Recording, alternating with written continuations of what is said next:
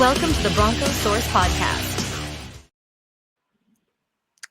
Hello and welcome to the Broncos Source Podcast. My name is Steven. I am your host along with the co-host Adam and Sean with us today. Broncos, they come away with a sweep in Allegiant Stadium in Las Vegas. It's the first time in Broncos history to win a game in Las Vegas and their first road win against the Raiders in almost a decade. And the last time the Denver Broncos swept the Raiders was back in 2014, a decade ago, when we had one Peyton Manning as our quarterback behind center. So it's good to get a win. But first off, I want to hear your guys' thoughts, and I'll kind of share my thoughts at the end. I'll hand it off to Adam here. Adam, you and I kind of share some, we kind of both share our feelings about the game today. We both agreed that the first half was absolutely horrible, completely different from last week's team, and just bad O-line, bad just everything, and it kind of changed in the second half. So why don't you I want to hear your thoughts on that. So, okay, thank you for bringing me in there. First, hold on. I'm listening for something. What is it? Oh, I don't hear Max Crosby running his mouth anymore. Okay, yeah, okay. 0-2 this year. You can shut up now, Max. Shut his mouth. Yeah. That guy is the most annoying player I've ever seen, I think. It's just, he just talks and talks and talks. But anyway, that makes winning against the Raiders even more satisfying. And there's something I want to say real quick before we get into the game. I don't care if the Chiefs win 10 Super Bowls in a row. The team I hate more than any team on the planet in any sport is the Raiders. And it will always be the Raiders. So when we beat these guys, it's always the best day, Steven. Yeah. And we talked today a little bit, and Sean had to deal with me during the game. I love you, Sean. But the first half, dude, settling for field goals was infuriating against this defense with their corners out. They have a bunch of injuries. But, before we get into all that stuff, they won the game. And Sean was talking about this before, in our pre-podcast meeting, where good teams, even when they don't play their best, they win these games. And I'll let Sean expand on that a little bit. So that's something that we can take solace in. And Sean Payton even talked about this after he even straight up said that they didn't play a good game. He kind of alluded to the Broncos not even showing up for the game, honestly. But I think, you take away a couple special teams plays, and the Raiders really didn't do anything of note. And the Broncos pass rush, I think it struggled a little bit without Zach Allen. And I do think that the run game will suffer, or the run defense will suffer a little bit if he has to miss any more games. Because I think the Raiders, for whatever reason, they just kind of gave up on the run game, even though it looked pretty good a couple times.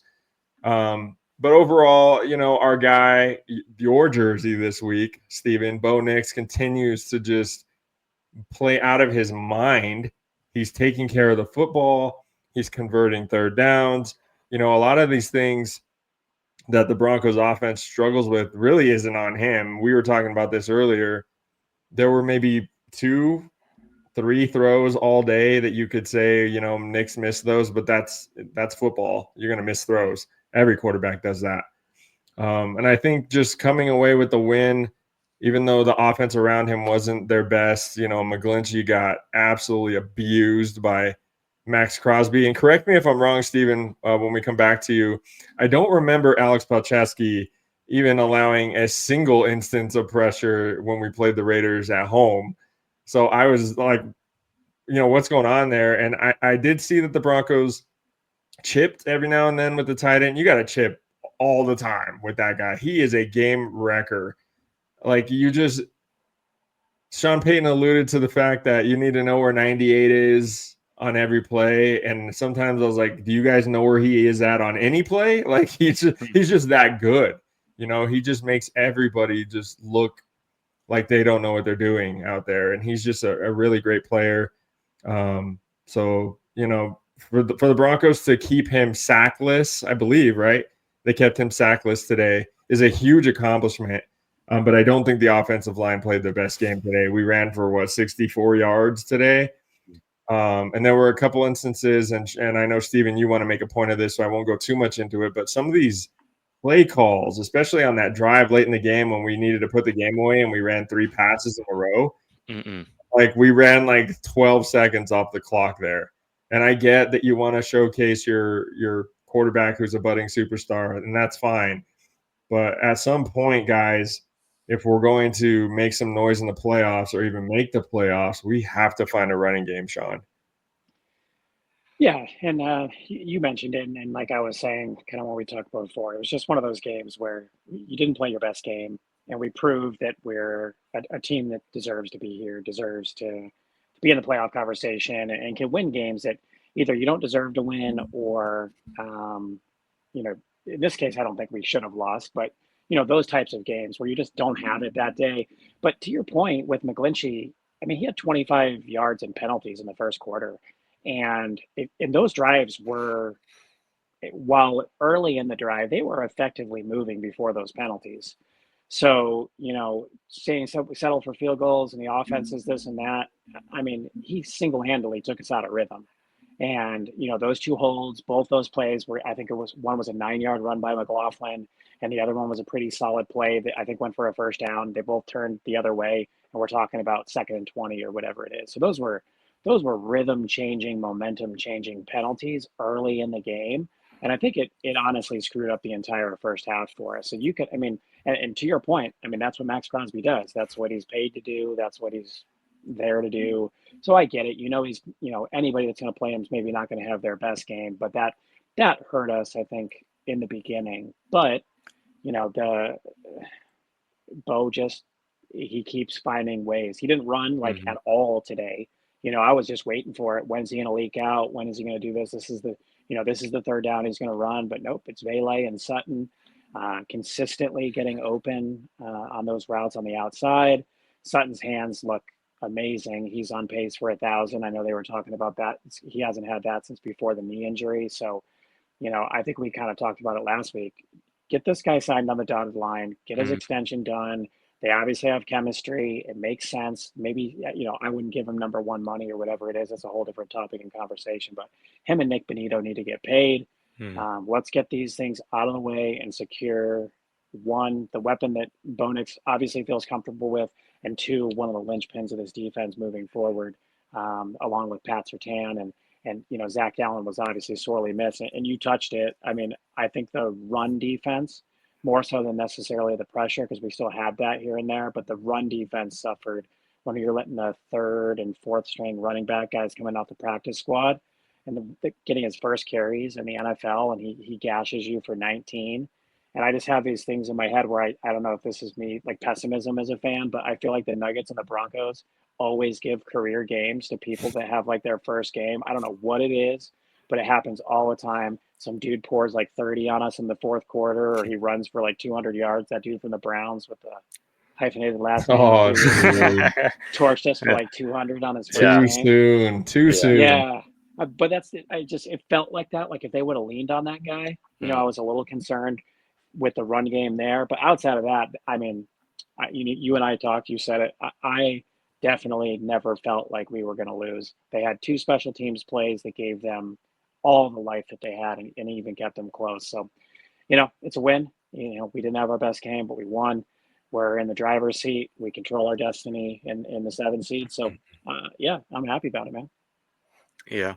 Actually, Bo Nix did get sacked once. If you go on ESPN.com to today's sack, he did get sacked once. Yeah, there's not Crosby. Yeah. That's what he did. You're right. Yep. Yeah.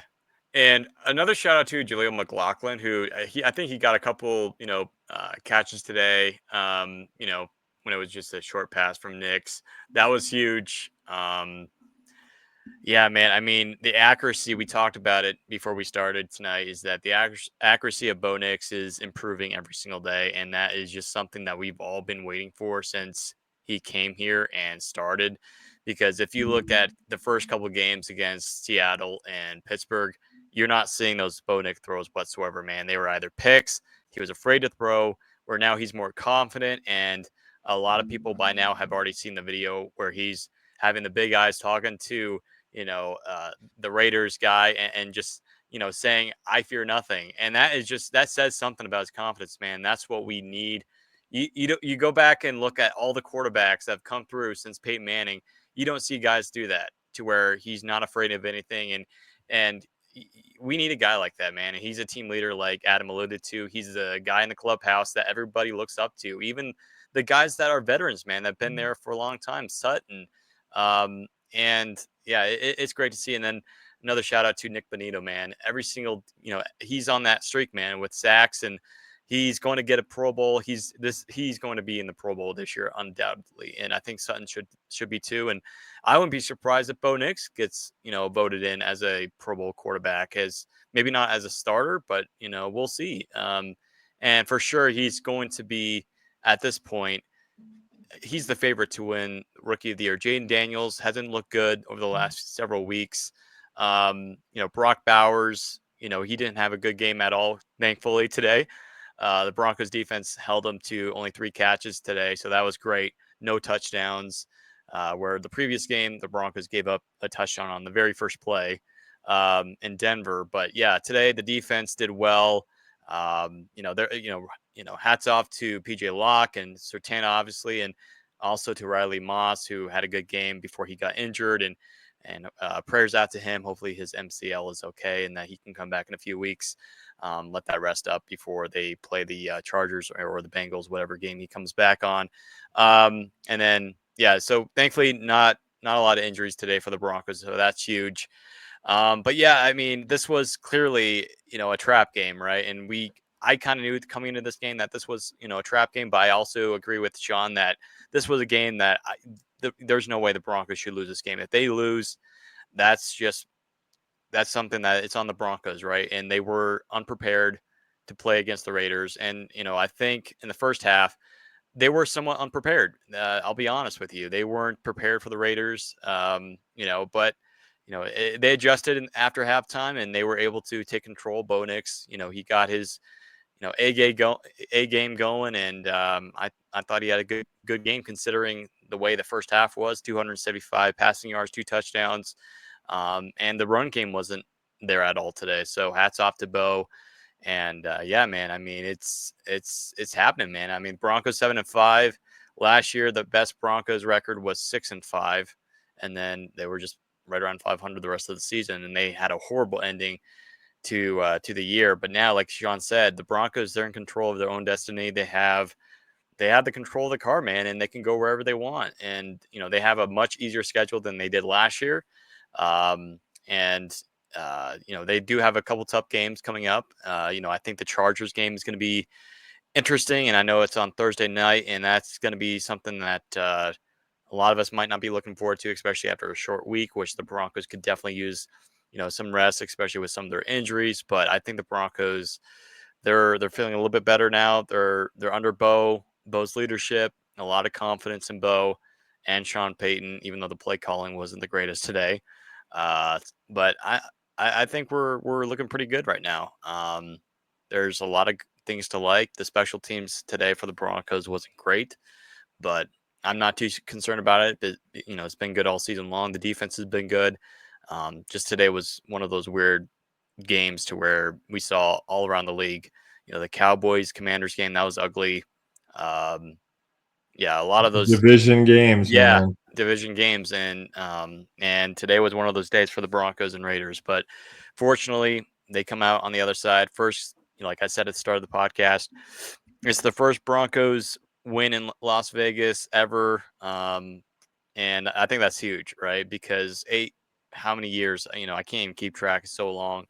The Raiders have just gone to the Broncos in Vegas, and now the Broncos turn that on them. And it just feels nice to see that and to see a sea of orange and blue in Las Vegas instead of the black hole, the Death Star in Vegas. So I thought that was really cool. And to hear the, let's go Broncos chants at the end of the game, I thought that was really cool. So we're riding high right now.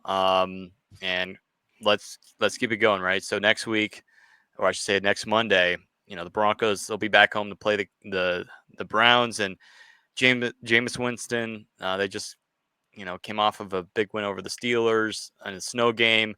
I think that's definitely a winnable game for Denver, but the Broncos have to show up, man. They have to show up. They can't fall asleep at the wheel. They can't let the Browns do what the Raiders did in the first half today. They got to take control of the entire game. Do what the Broncos need to do what they did to the Falcons, right? Take control from the first minute of the game, right on from there. If the Broncos do that, I think we're going to see an 8-5 record by the end of next Monday. So, and nice thing is that the Broncos will have an extra day of rest, which is going to be huge, very huge for some of the guys that are struggling with injuries, and hopefully we'll see Zach Allen back in the next week or two. So, as we wrap up tonight, Adam, what do you think about Monday's game? Are you concerned, or are you a little bit more confident than you were today? I'm always concerned. That's just who I am. I mean, I told you guys last week that the Raiders were going to come and to play, and they did. Yeah, they really, really did. But yeah, this was a Super Bowl. Yeah, they don't have enough talent to hang with the Broncos, and they put themselves in a very good position to land one Shador Sanders next year, which will be my personal nightmare, him throwing to Brock Bowers. But anyway, I think Cleveland they have another game wrecker that we have to worry about in Myles Garrett. And so that's going to be something that they'll have to watch. Who knows what the weather's going to be like. If it's snow, Cleveland's used to that, and who's not? Bo Nix. So, and we saw Bo Nix struggle in inclement weather before, so that's going to become a factor later this year, and hopefully, he's able to make the adjustments that he needs to. And I think, Cleveland, their record is worse than they actually are as a team, in my opinion. I think the Deshaun Watson stuff was kind of, dragging them down a little bit early in the season, and now you can see these guys, they've actually rallied behind Jameis Winston, and they're not bad defensively. They're kind of middle of the road. And Jameis Winston is one of those guys that he can go in and gunsling his way to a win sometimes every now and then. But the one thing that I will say about that whole thing is Sean Payton knows that guy like the back of his hand, because he played against him in the division for years, and then he coached him, right, in New Orleans.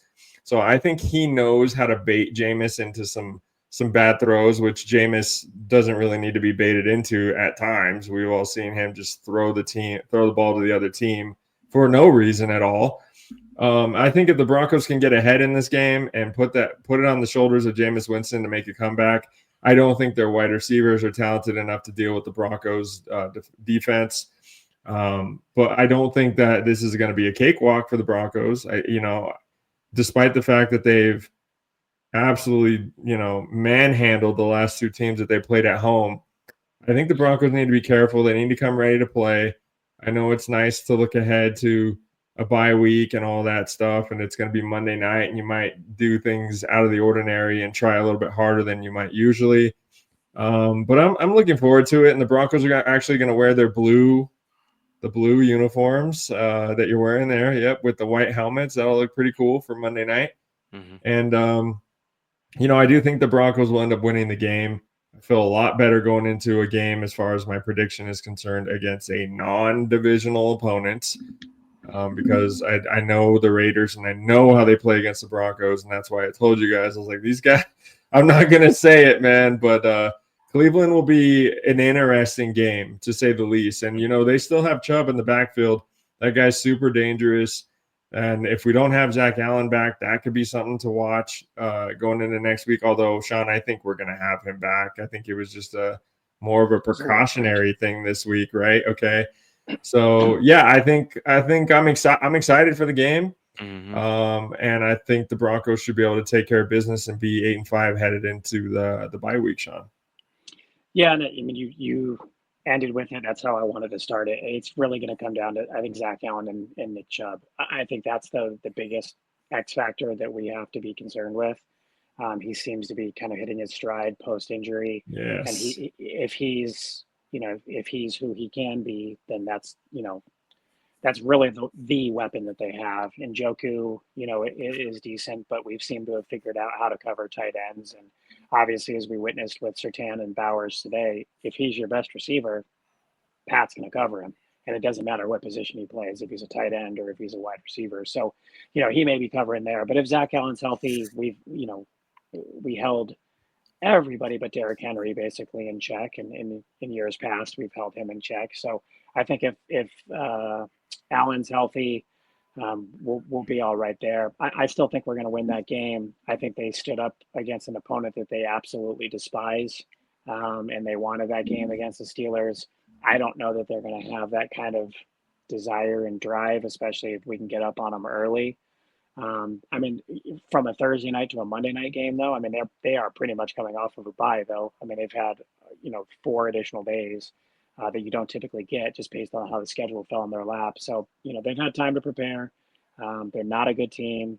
Mm, Jameis Winston takes chances, and this is not the secondary you're going to want to take chances with, even minus Riley Moss. So, I think we'll win. I'm not going to say blowout like I was saying against for the Raiders this week, but I do think it'll be a 2-score again.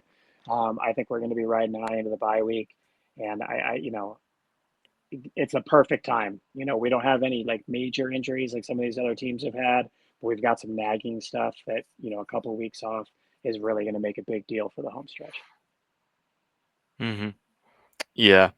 Yeah. And yeah, again, home field advantage is key. Democrat will be there. And again, like we said in the Falcons game, please be loud. Please go to the games. Please don't sit down and just talk and chatter. Please go to the game if you're going. Be loud. And I think that had an effect on the Falcons too, because again, the Falcons, yeah, while they have no pass rush, they're still a winning ball club. They have I know it's the NFC South, but just show up, and I think that's key. I mean, the Broncos, they absolutely blew out the Browns last year. However, last year they're kind of in the same situation where they were last year. Their defense really carried them to the playoffs, and this year the Browns are worse by record. And yeah, I mean, still the opportunity is there. Now just go out and take it, right? And it should be an interesting game. Again, it's a Monday night game. Extra day of rest is going to definitely help. Yeah, hopefully we see better play calling from Sean Payton. And I just find it very interesting that both the games that Sean Payton necessarily didn't really call very well were both against the Raiders, at home. And you remember Bo Nix really started yapping at him at the sideline in Denver. And in this game, it wasn't as great, but Bo was able to come through. And which reminds me, I do have one more question. Are the Broncos going to be wearing their throwbacks again this year, or is that was last? Week 18. Oh, against the Chiefs. Ooh, Yeah, that's going to be fun. I'm the uniform guy, man. I'm Yeah, always all yeah, about that kind of stuff. So yeah. I Because know. looking back, man, those uniforms should be like we said in the very first podcast that we did. Those should be in the regular lineup, and of course they're as an alternate jersey. But I want to see them wear them all the time at home. Like, they need to be worn a whole lot more. And I'll say this too. Like I was talking to, my brother and my dad today, when we were watching the game. I want to see them wear the blue, jerseys a little bit more. Those are my favorite out of all the jerseys. Of course, throwbacks. Other than the throwbacks, the blue jerseys are my absolute favorite. Of course, going back to '97. Of course, it was before I was born, but Elway, Super Bowl. Just I don't know. I love the navy blue jerseys that really brought in the new era, I guess, of John Elway football. But yeah, we'll see. But I'm looking forward to the Monday and seeing those blue jerseys, white helmets for the first time, seeing how they look. Not sure what they're going to be wearing for pants, whether they're going to be white or navy blue, but I don't know. What would look better to you guys? I would White pants with that or blue pants? go Because white. it's gonna be I'll white go white. helmet. Yeah, me Yeah, too. Yeah, like I that. don't like the blue. Honestly, blue jersey, blue. I don't dig that. I really don't. Today I actually like today's the white and blue. That was nice. Agreed. Yeah, white and white is Yeah. good. Like honestly, all the white jerseys with the pants, good. The only jerseys I did not like was the orange on blue pants. I hated that look. Well, we played terrible too. So Yeah, so that's another point. But Yeah, the orange on orange looked really nice I last like week. I that. really Last week, like yeah, that. I like that. Yeah. It doesn't And look then like the obviously color rush. white on orange. Yeah. It's got enough other stuff that it doesn't. Yeah, it Yeah. still Was doesn't. it the orange top blue pants game? Who was that against? We played bad, right? Chargers. I think it was the Chargers, Oh right? yeah. Yeah, I know. That was Yeah. that was Bad. the yeah. I didn't. That was all out of all the uniform combinations. That's my least favorite. I think a lot of people agree with me on that. But like the white on blue today looked good. The white on white in New Orleans looked great. And then like all the white jerseys, whenever they wear them, they always look good. It's just that don't wear the orange jerseys with navy blue pants. That just does not look good. Yeah, It's always I cool when didn't they change mind up. it. Yeah. What's that, Sean? I just say it's always cool when they change it up. Like today, the Colts had black helmets.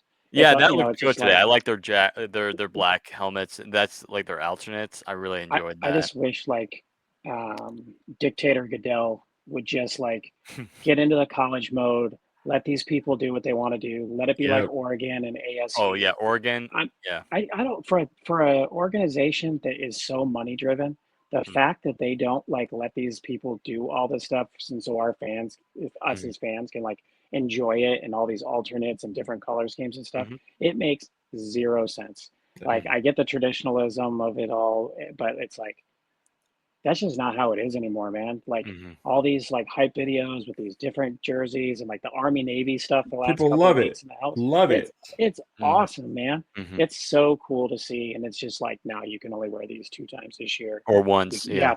You got to give us a 3-year heads up on changing this and that. Man, get out of here with that. It's supposed to be fun.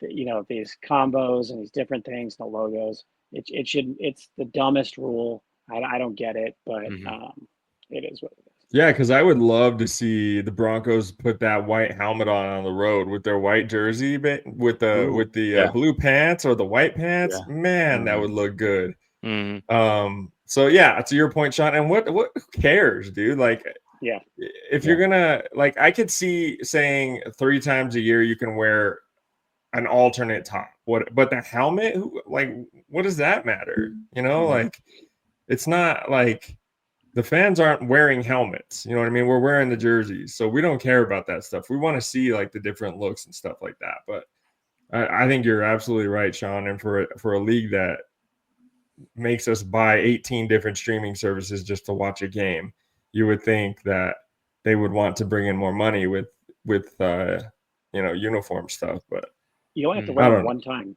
and everybody's going to want to buy them. When they debuted those snow capped helmets, everybody wanted to buy one. Yeah.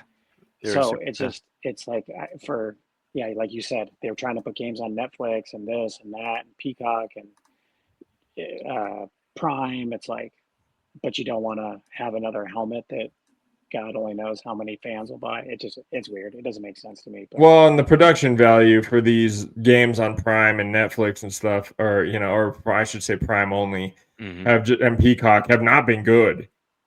Like, when you're trying to stream off of a non-major channel, because CBS and Fox, they've got it down. Yeah. But putting these games on Peacock and now Netflix on Christmas, and Netflix had that whole disaster with the Tyson fight, like how there's gonna be millions of people watching the Steelers and the Chiefs on Christmas, Yeah. And we got the Broncos uniforms up here. Yeah, I think I don't like the orange pants with the blue. Yeah, top. the far right one. That's what I want to see on Monday. Yeah, I agree. Right. It's just like if it's a snow game, dude, that's gonna be legit crazy awesome to see. Yeah, I don't know if Miners was the pick for the all orange, man. That's a little Kool-Aid-esque, dude. That is not the look. How about bowls with the blue and orange and white? That's awful. Yeah. I mean, I'd rather see the blue on blue pants rather than the disgusting blue on orange. That just does not fit well with me. Maybe Bo Nix. I could see Bo Nix looking good in that, but not Garrett Bowles. I could see nobody looking good in that, even. Hey, well, maybe Bo Nix. Like I said, hey, come on, Bo Nix is Bo Nix. Yeah, but I think the captains pick the pants. So the top and the helmet are already picked out for the Broncos, but the pants get picked out by the captain. So I would assume. Let's hope and pray that Bo Nix picks the far right with the white helmet and white pants. I think that's what they'll come out with, because the Browns will probably be wearing orange pants. Yeah, that's true. Yeah. So hey, if that happens, which, by the way, I again, when we were talking about the white helmets, I need to get one of those because I still have yet to get a Broncos white helmet. I know Sean, he has his collection. He was showing us last week on the pod, and I don't have a snow cap though. I do see that other white one. We got that white one with the orange. logo. Yeah, that one's sick, dude. Yeah, they call that a lunar because it's got an orange logo. The snow cap has a white logo. Dude, so it's white on white. Oh, that's right. You're right. Yeah. That's what, again, just be more kind of like in baseball when they used to have the players weekend where they could customize the jerseys and everything, the nicknames. We need to see that in the NFL to where you can customize the helmets, like the logos, to like the lunar, like the one that Sean has. We need to see something like that, or military type of like style helmet, for I don't know Veterans Day for 1 week or something like that, instead of just whatever. I mean, it's nice to see like the Broncos going back and forth with these jerseys, but like I agree with Sean that like Well, just as did you see for it to the happen once or twice a year is just did you just see the kind of lame. Buffs last week? They had the American Yeah, flag, like yeah, camo, yeah, like stuff like that. Like they do salute to mhm, service, yeah. but they don't change the logos. You See, can wear yeah. support your claws cleats 1 week. Mhm. Like it's Yeah, just or you get fined. Yeah, and I yeah, will say, Sean, the Buffs looked really good on Saturday in their uniforms. dude, those chrome masks are so sick. Yeah. Dion has taken those uniforms and made them great. Like though they Yeah, look outstanding out there. I'm not gonna talk about how they looked playing wise, Yeah. but the yeah. uniforms are sick, dude. Mhm. And like if the Broncos did like an orange face mask or something like that, that'd be Yeah. so cool, dude. If Especially I'm with not like a Chrome. if I'm not mistaken, didn't the Chiefs yeah. used to have red on their like the mask part, and then they changed it to white, or has it always been white? I feel like Mm, it's always like it's been That's a red, good or question. because yeah. I swear, because I feel like when Alex Smith was there, or maybe when Alex Smith was still quarterback there, they changed it to white. But I don't know. I feel like the mask is a little bit different for the Chiefs. I might be wrong. Well, if you remember, the Chiefs before the Alex It Smith looked years, like. they would just wear white on white Uh, every road game. They didn't wear the red pants, and then they started wearing the red pants on road games, and now that's like their primary. It's like their favorite uniform, mhm. especially in the Super Bowl and stuff. So they hardly ever wear the white on white, and I don't know if they ever wear red on red ever, Mm-mm. but I don't think they even have. They only have like two uniform, right? Two uniform but combos. they got white. They got the yeah, the two tops, and then they have red pants and white Uh, pants. But I don't think they wear the red pants at home very often mhm. at all. I just see red because I hate him so much, so I can't tell what the color is. Yeah. That's Okay. I fair. I found an image of Alex Smith, and yeah, they did. The Chiefs had white face masks on their helmets. So I don't know. Just for me, it felt like they were either gray or red. But I I think guess it's all. gray makes sense. I think they Yeah. used to be gray Yeah. back in the 90s, maybe Mm-hmm. with like Montana or maybe Elvis Gerbach or something like that. Gerbach. That's a name I haven't heard in a long time. Obi-Wan Kenobi Yeah, reference. I'm old, man. I just dated myself right there. Yeah. I won't name drop anybody else. And if you two are talking about BMO, uh, Priest Holmes Priest. Yeah. back in the Anyways, yeah. day. Hopefully we see a good uniform combo on Monday. And I think we will. I think we're gonna. Well, definitely, it's already gonna be the white helmets and the navy blue jerseys. I just hope it's gonna be the white pants. As long as it's not Yeah, the orange pants, we'll be good. And like Adam alluded to, the Browns always wear orange pants. So at least on the road games, I think so. We should be they good. should. They We should. They should. might wear white on That's- white. I don't know. We'll That would be see. stupid. That would be stupid. But hey, I Well, mean, if it snows though, that's an advantage for them. yeah, So why wouldn't they do that? yeah. You Either know. way, if But the Broncos wear white pants, we'll all be happy. At least I will be. yeah. And one Um, thing I want to say too, real quick, just about the game that we're going to see, since you're talking about stuff we're going to see. mm, The Falcons pass rush was pathetic last mm. week. But what you really saw today was the Raiders really watched the tape Uh, and they're like, we're gonna bring the house on Bo Nix. And I think that the Broncos are going to see a lot more of that. So it would be really good to start establishing a run game because I think we're not as weak at the receiver position as we thought earlier in the season. I think Vele is playing outstanding, and Cortland's having a great year. And then we have other Tim's out of contributors, breath. and Josh Reynolds is about to come back too. mm, And so the Broncos are going to see a lot of this lot, zero blitz, zero coverage stuff. And I think Bo handles it pretty well. But I think that's something to look for moving forward to the rest of the season. I think teams are going to start doing that for sure, especially if the Broncos can't run the football. mm. Yeah, but Yeah. I mean, they came out the gate today and didn't run the football. I mean, they were throwing I from know. the first snap. Every So pass, I yeah. know. I just and Javante had a great game last week. So I just assume that they didn't think that they could run against the Raiders, or maybe not effectively, and they thought Number one without the run corner, defense. and they thought with the corners out that they were going to throw it around a little bit, and they did fine. And to your point, he handled it. So go ahead.